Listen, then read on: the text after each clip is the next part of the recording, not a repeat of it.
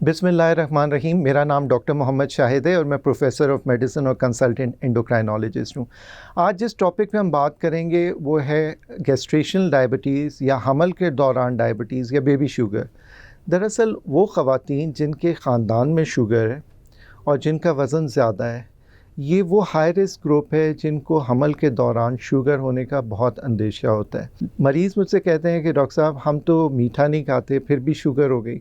Basically जिन ख़ानदान के अंदर शुगर होती है और मोटापा होता है, तो एक तो इंसुलिन की कमी हो जाती है या फिर इंसुलिन रेजिस्टेंस होती है, यानी इंसुलिन वो सही तरह काम नहीं करती। तो हमल के दौरान डायबिटीज़ होने के बहुत ज़्यादा चांसेस, यानी गेस्ट्रेशनल डायबिटीज़ होने के बहुत चांसेस होते हैं उन ख़वातीन में जो कि मोटापे का शिकार हैं और जिनके ख़ानदान में शुगर है। नंबर 1। नंबर 2 कि इसको डायग्नोस करना बहुत ज़रूरी है।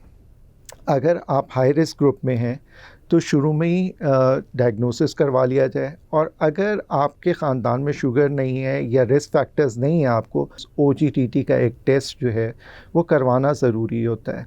OGTT का टेस्ट में आप फास्टिंग में जाएंगे निहार मुँह, और फिर आपको ग्लूकोज़ पिलाई जाएगी और ग्लूकोज़ पीने के बाद कुछ रीडिंग्स ली जाती हैं, और अगर वो रीडिंग्स ज़्यादा हैं तो इसका मतलब ये है कि हमल के दौरान शुगर हो गई।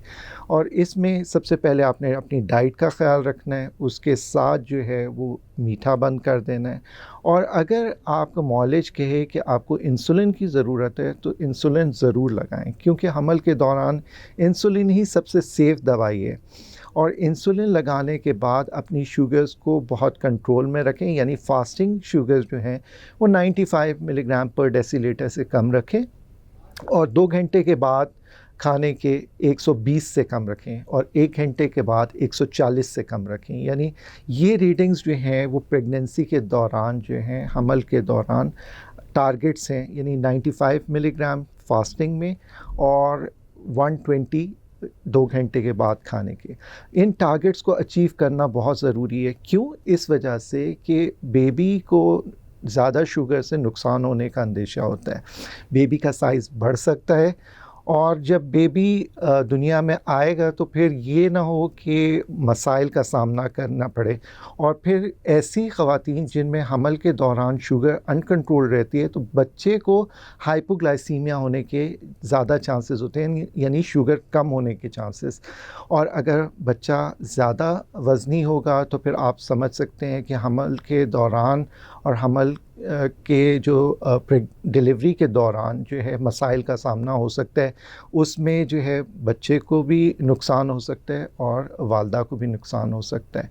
तो end of the day conclusion ये है कि अपनी शुगर्स हमल के दौरान बहुत कंट्रोल में रखें, और अगर आप हाई रिस्क ग्रुप में हैं तो शुरू से ही अपना वज़न कम रखें ताकि जो है हमल के दौरान शुगर ना हो। बहुत बहुत शुक्रिया।